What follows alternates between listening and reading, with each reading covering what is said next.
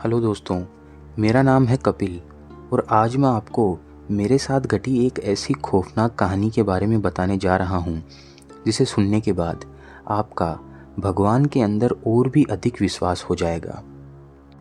इस कहानी में आप जानेंगे कि कैसे मेरा सामना एक अनजान शहर में दो भूतिया आत्माओं से हो गया और उन्होंने मेरी जान लेने की कोशिश करी, परंतु समय रहते बजरंगबली हमारे सबके प्रिय हनुमान जी ने कैसे मेरी जान उन दोनों प्रेतों से बचाई।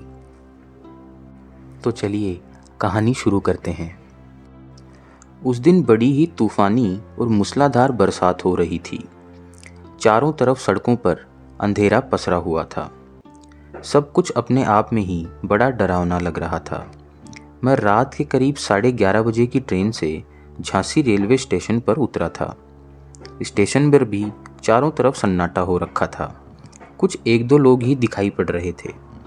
मेरे साथ ट्रेन में से भी इक्का दुक्का लोग ही उतरे थे और वो भी उनको रिसीव करने आए हुए उनके परिचितों के साथ में अपने गंतव्य की ओर बढ़ चुके थे।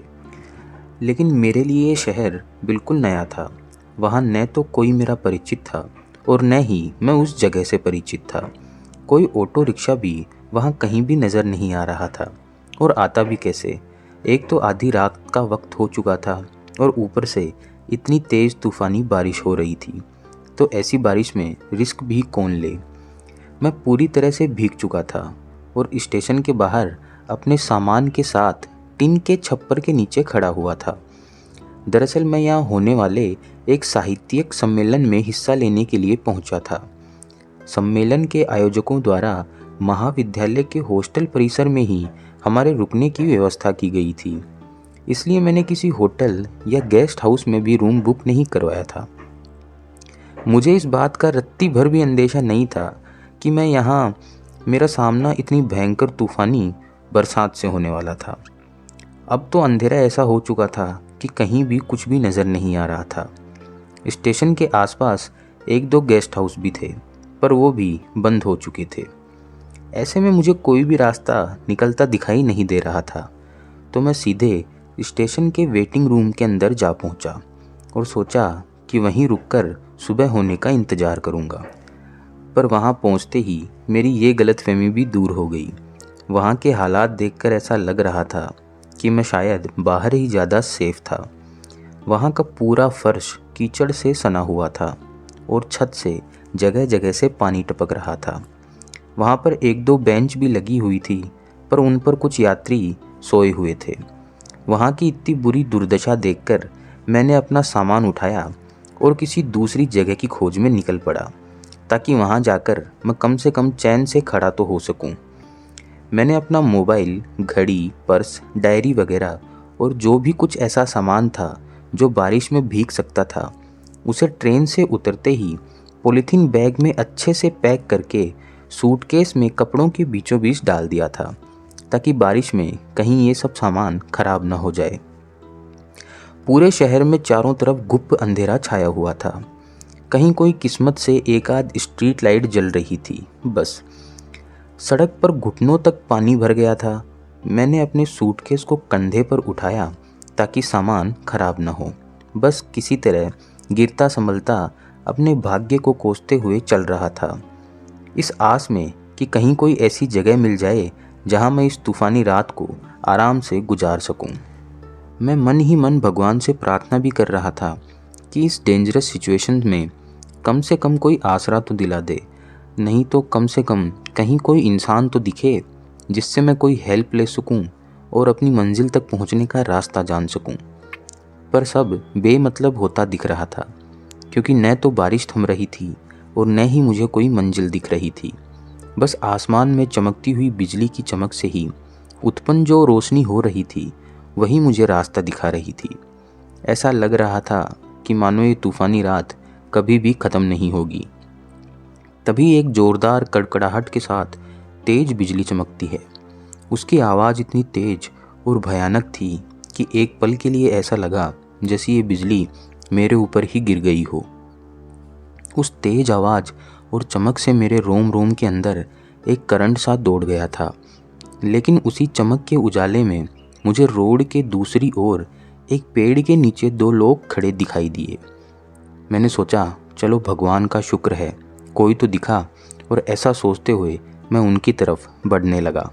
मैं उस पेड़ के नीचे पहुंचा ही था, तभी एक बार फिर बिजली की चमक से उजाला हुआ। उस उजाले में मैं उन्हें थोड़ा करीब से देख पाया था, जिससे मुझे ये पता चल गया था कि उन दो लोगों में एक आदमी है और एक औरत, जिससे मेरे मन को और धीरज मिला कि वे लोग चोर उचक्के तो नहीं हैं, बल्कि मेरी ही तरह बारिश में फंस गए हैं शायद। मैं उनके नज़दीक जाते ही बोला, अरे भाई साहब, ये महारानी लक्ष्मीबाई गवर्नमेंट कॉलेज का रास्ता किस तरफ से है, बता देंगे ज़रा? मैंने उनसे पूछा, लेकिन सामने से कोई भी जवाब नहीं आया। मैं एक बार फिर अपनी बात दोहराता हूँ, पर इस बार भी मुझे उनकी तरफ से कोई भी उत्तर नहीं मिलता है। मुझे ये बात बड़ी अजीब सी लगी, लेकिन फिर मैंने सोचा कि शायद वो दोनों भी मेरी तरह इस जगह पर नए हैं और इस जगह से परिचित नहीं हैं, इसलिए शायद कुछ भी बता नहीं पा रहे हैं। पर फिर भी कोई तो जवाब दे ही सकते थे, कम से कम ऐसे ही बोल देते कि भाई साहब हमें नहीं पता, आप किसी और से पूछ लीजिए। ऐसा सोचकर मैं एक बार फिर उनसे पूछता हूँ, हेलो, मैं आप दोनों से ही बात कर रहा हूँ, अरे कुछ तो बोलिए। लेकिन अब भी उनकी तरफ से कोई भी जवाब नहीं आया था। मुझे उन दोनों का ये व्यवहार कुछ ज़्यादा ही अजीब लग रहा था। ना कोई जवाब, ना कोई हलचल, बस बूथ बनकर दोनों वहाँ पेड़ के नीचे खड़े हुए थे। ये चीज़ बहुत ज़्यादा अखर रही थी। एक अनजाने से भय ने आकर मुझे जकड़ लिया था। मैं वहाँ से निकल जाने के लिए तैयार ही हुआ था कि तभी फिर से एक बार ज़ोरदार बिजली की चमक हुई और सामने का नज़ारा देखकर मेरे होश ही उड़ गए।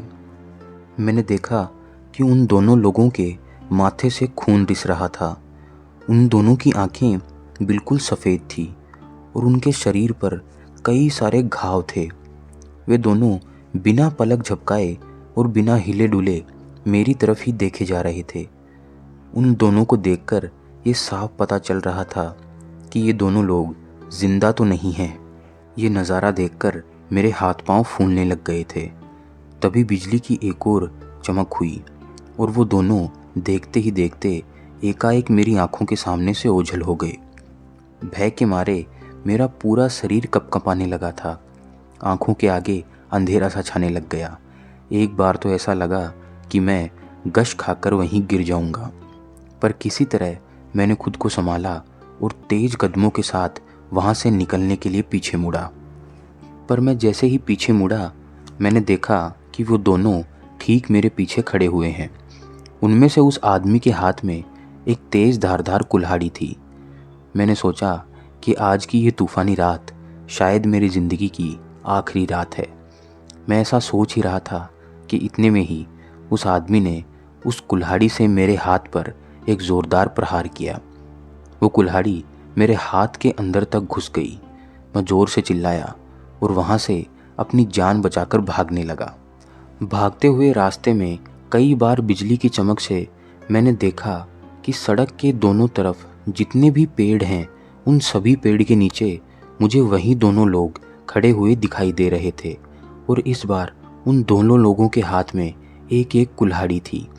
मैंने सोचा कि आज मैं इन दोनों से अपनी जान नहीं बचा पाऊंगा। भागते हुए मैं अपनी पूरी ताकत के साथ चिल्ला भी रहा था, लेकिन उस रात उस तूफान के कारण और बारिश की इतनी तेज आवाज़ हो रही थी कि उस आवाज़ के आगे मेरी चिल्लाहट कहीं दब चुकी थी।